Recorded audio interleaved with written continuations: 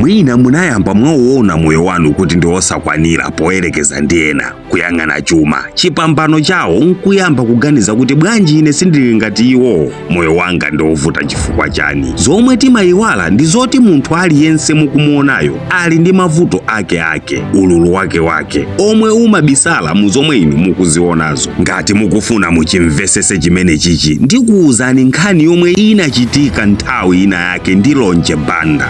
Lonje anali mnyamata ophwanya miyala kwawoko yemwe nthawi zonse ankataya nthawi yake ndi kufunafuna atakhala wina wake wapamwamba. Tsiku ndi tsiku ankagwira ntchito molimbika pa dzuwa, nkhwangwa m'manja nkumaswa phiri. Timapisi ting'ono ankapeza kangachepe nkumazisamala, koma sanali okondwa ndi zomwe ankachitazi. Akaona ena akunjoya ankati bwanji ine moyo wanga si okondwa ngati iwowa chotere. Koma usiku wina analiswa pemphero kwa Mulungu nati, Atate, chonde ndipaseni moyo wabwino kuposa ndili nawowu, ndisazakhale ndikuvutika chonchi. Ndipo atamaliza pemphero lakelo, pompo analiswa tulo Lonje nkuyamba kulota zokoma. Kumaloto Lonje anaziona atachena, asali oswa miyala iyayi, anali atakwera ngolo za mabigi nthawiyo, abulu amphamvu akuguza, antchito ambiri kumbuyo kwake.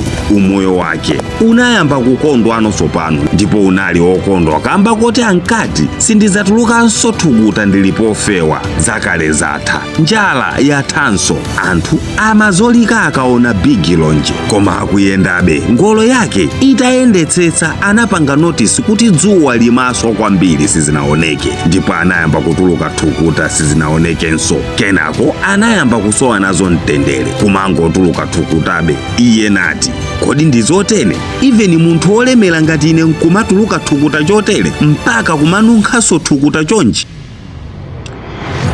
Ndiyetu zikuoneka kuti muzolengedwa zonse dolo ndi dzuwa atu basi. Pompo kumaloto komweko Lonje anali kungapemphero kwa Mulungu nati, Atate, chonde ndipangeni ine kukhala dzuwa kuti ndikhale okondwa wamphamvu pa zolengedwa zanu. Mmaloto ena Lonje anasintha, sanali munthu koma dzuwa likuwalira zolengedwa zonse, iye nakhala okondwa. Nati, pano ndiye ndafikapo ndine okondwa. Koma mawu ake ali mkamwa kunafika mitambo yochuluka ndi kutchinga kuwala kwake, kuotcha konse ndi kutha. Sili zonse zinkawaliridwa ndi iyeyo ndi kuzizira. Lonje ali dzuwa anati, kodi nzotere? Kani mitambo ndiyo yamphamvu kuposa ine dzuwa? Analiswanso pemphero kumaloto konko nati, Atate, bola ndikanakhala mitambo kuti ndikhale wamphamvu kuposa zonse.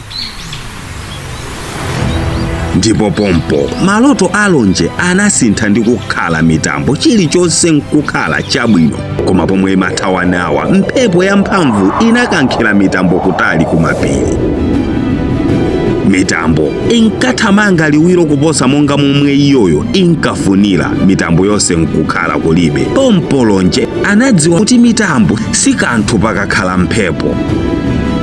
Anapemphaso pemphero kwa Mulungu nati, Atate, kodi nzotene? Apa bola ndikanakhala mphepo, ndikanakhala dolo wa zolengedwa zanu. Ndipo Mulungu anamuvomera namupanga kukhala mphepo. Iye nakondwa nati, apa ndiye palibe wamphamvu ngati ine. Koma posachedwa anafika pa phiri lalikulu kwambiri. Mphepo yonse yomwe imabwera mwamphamvu ndi kuthera pa phiripo, osadutsa, phiri osagwa, lili nganga. Apa mphepo mwa Lonje inadziwa kuti even mphamvu zake zinali zamalire zikafika pa phiri sizingamake. Ndipo kamba kakusakhutisidwa anamenyanso pemphero lina, Atate, apa ndiye bola ndikanakhalanso phiri, ndikanakhala dolo popanda chondisuntha. Kumalotoko Mulungu anamusintha nakhala iye phiri nati, apa ndiye ndafikapo, palibe ondisuntha olo pang'ono. Koma mawu ali mkamwa anangomva go pa phiripo.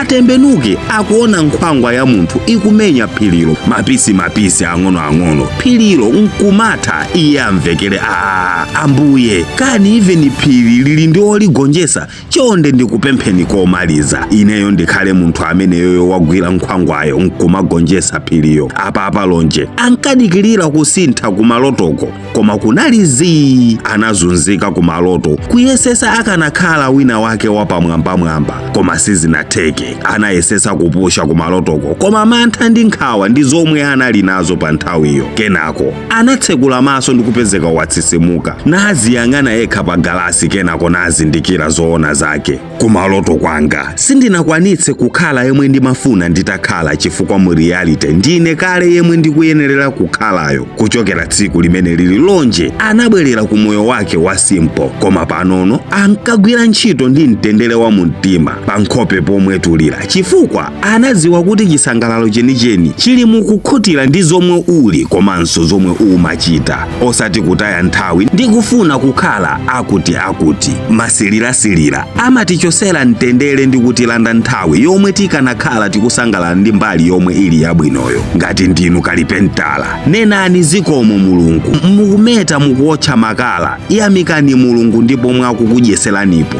Kaya ndinu ojiya otcherera adraivala atelala bilidala okhulula linya oswa kwale ngati lonje, nenani zikomo Mulungu popeza mmenemu ndimo momwe ufa wanu Mulungu akudzelesa. Ndine Dean Studios ndipo chonde pangani share uthengawu kuti aja okonda kusilira aja uwapeze.